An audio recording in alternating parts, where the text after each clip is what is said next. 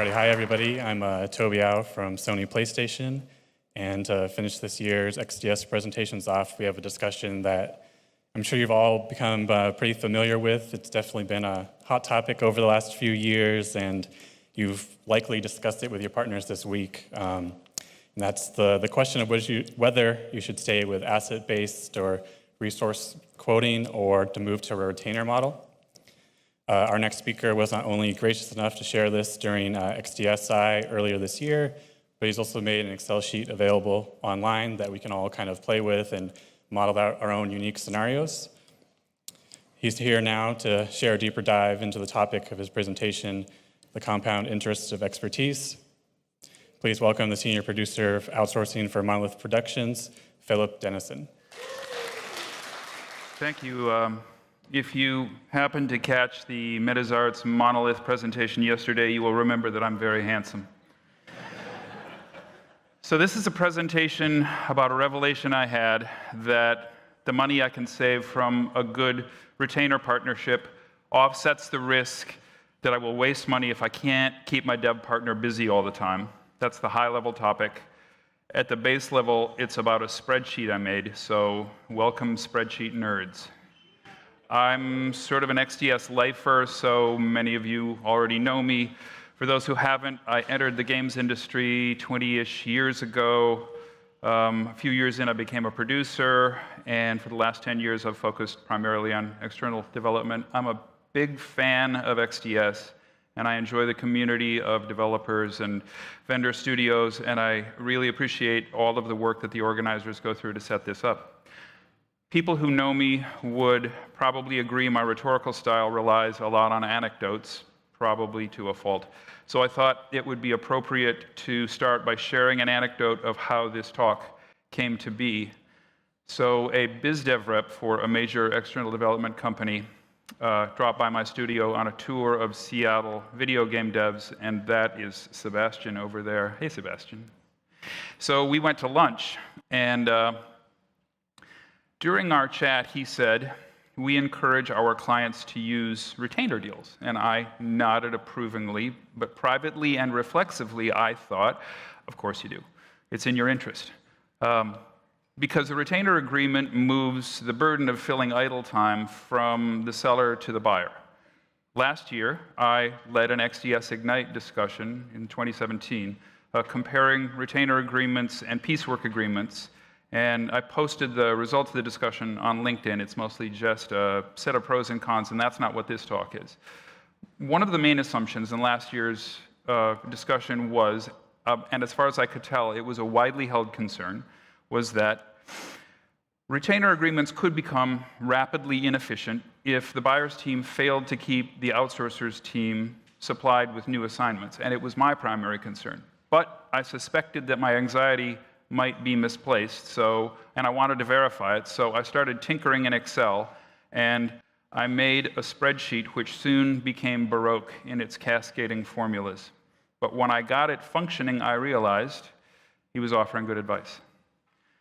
I was surprised at how convincingly, so I offered to share the results and expose the spreadsheet at this conference so that we, the XDS community, could continue comparing notes. This is what I think the spreadsheet demonstrates, that velocity at scale saves more than you lose when paying for a modest duration of idle time. It's okay to risk having unproductive man days because they pay off with better productivity later, and discount rates accelerate your savings and increase your flexibility. So this is what I put together. I gave it a frame to honor its Baroque bona fides. What I'd like to do now is tour you through the spreadsheet, and so you understand its basics, and we can discuss some plausible results, and then open the spreadsheet itself and engage you all in entering different scope and time and cost scenarios, basically just spinning the dials and see what you get. But first, a couple of caveats. I gave an earlier version of this presentation to my XDS colleagues at the XDS Ignite in March, and proudly touting its compelling results. But then a couple of days later at the Game Developers Conference, I was showing it to another colleague. Jimmy, are you here? Jimmy Corvin. So Jimmy and I were looking at it at a bar, and he started suggesting numbers to put in, and then the numbers that we were getting didn't make any sense at all. So I took it back, and I realized that I'd made a major error. And I fixed it, and then as I was doing that, I found another smaller one. Anyway, the point is, could there be other mistakes lurking in its bowels? Maybe. Are there other more elegant ways to derive the conclusions? Almost certainly. But fight me, I'm a producer, not a data analyst. And I've never seen this idea demonstrated this way before, and for all its potential faults, it pretty much seems to work. So still, if you're going to use it for your own production plan or to influence a client, I recommend you download it and put it through its paces yourself. So I'm going to show you how it works. So there are two main sections, the variables and the results. The orange cells are all inputs. All the rest of the cells are derived by formulas, and the inputs allow for 12 variables to test scenarios. The main output compares the cost from 3 different team types, each pair calculating costs for each team type and allowing inputs of varying work, scope, and idle periods. So here are the categories of inputs and some educated guesses on multipliers. I'm not going to read through all of them, but none of them will surprise you. They're what we use every day for estimations. So now I'm going to dig into the details. So the first column shows the teams in rows. Internal resources are the baseline for comparison both for speed and for cost.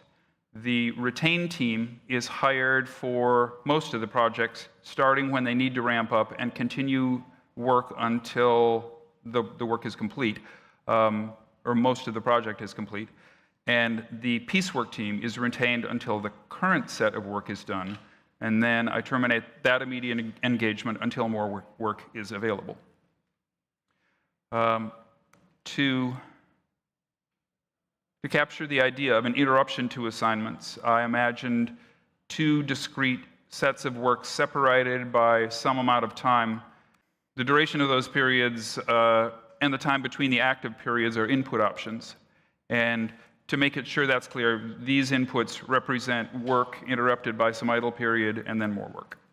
Team size affects velocity, which of course affects everything, so I made it variable per scenario, but for consistency, it's the same for each group. The day rates for each group are just ballpark for domestic and overseas resources. They don't reflect any specific studio. In the past, I have negotiated discounts for retained teams, so that's also a variable.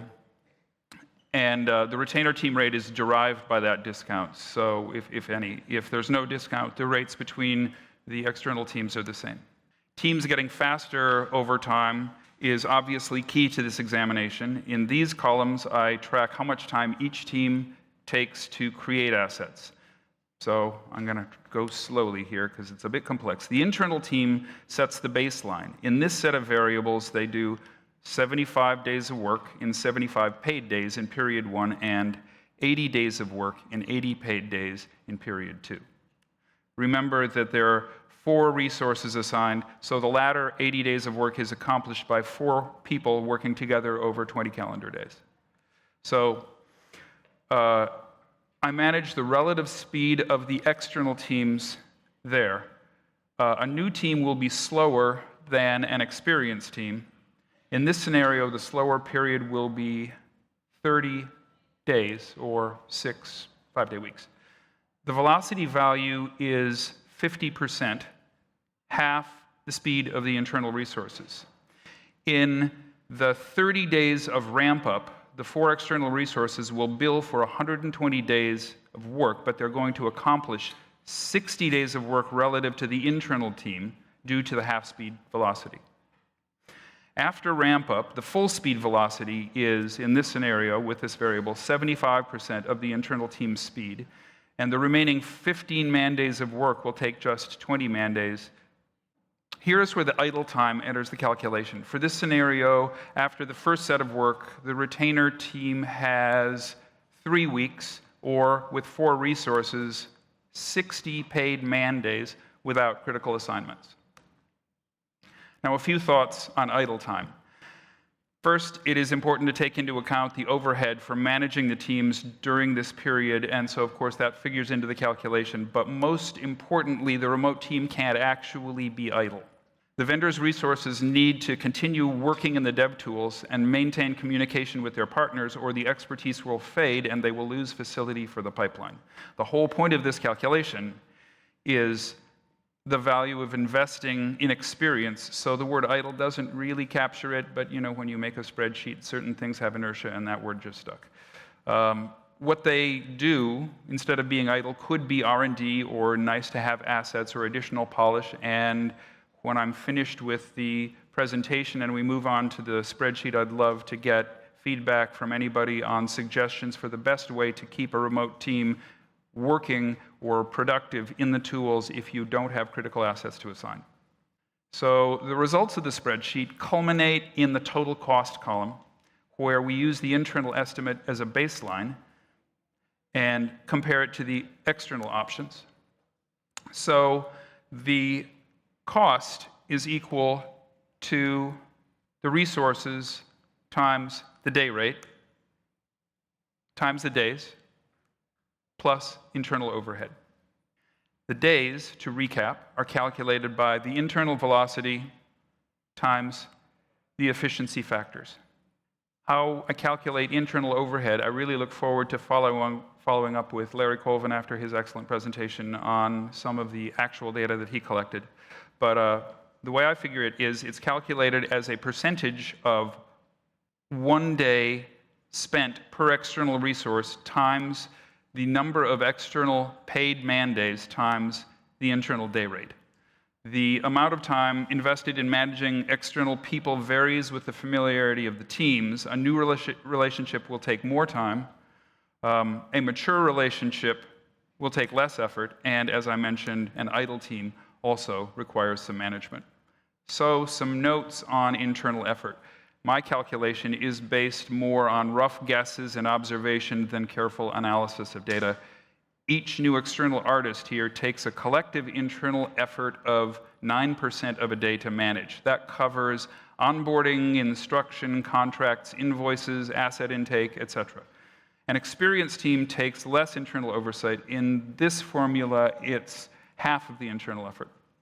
On the theory that management gets exponentially more complicated over time, I added a small exponent to the formula. So if an external team of 10 just ramping up takes an internal effort of about 1 man day, an external team of 20, twice the 10, takes 2.5 man days of internal support. And again, an experienced team takes about half of that. And if you have data that suggests a completely different amount of internal overhead, of course, those are variables. So when you have the spreadsheet, you can enter your own numbers. This column tracks the duration of the work. It doesn't feed into the ultimate cost, but it's important because when you get the work earlier, it increases quality because it allows earlier integration and more testing and more chances to polish. In this case, the retainer team delivers the assets 10 calendar workdays faster than the piecework team. So I put together a couple of tables comparing variations to a single input in each to expose where some of the cost advantages change. In the first one, I adjusted the total work in the second set of work, and you can see that changes to scope alter cost favorability. The color key here is green for any set of 3 horizontally. The green is the cheapest, the yellow is more expensive, and the red is most expensive. In this calculation, you can see that outsourcing small amounts can be inefficient because of the slow speed of inexperienced teams ramping up. At much less than 5.5 man-months of work, about 110 man days, again, with this scenario, 4 people, etc., 4 resources on the team. The effort to outsource does not make economic sense, but of course it might be required in order to increase your capacity or speed the schedule. This scenario here has no retainer discount. So the retainer and the temp team get paid the same, but the retainer team gets paid for idle time for 2 weeks or 40 man days, but the retainer team leverages the idle time to peak velocity earlier and maintains its full advantage for all larger scopes. Here, I increase the scope in the first work period, and if the majority of the work occurs earlier, the piecework team retains the financial advantage. But the advantage returns to the retainer team if a 15% discount is factored in. Another scenario, in this table, I tested how much idle time could be supported. A retainer team of 8 with 2 weeks idle at the blue 1 circle there can still be less expensive than the piecework team, and a discount flexibility, with a discount, the flexibility increases, as you can see here. With a large scope and a rate discount, a retainer team of 8 can spend 5 weeks or 200 man days off critical tasks and still be less expensive than the piecework team, where you can see at number 2. So I'm going to repeat the conclusions. Velocity at scale saves more than you lose paying for idle time.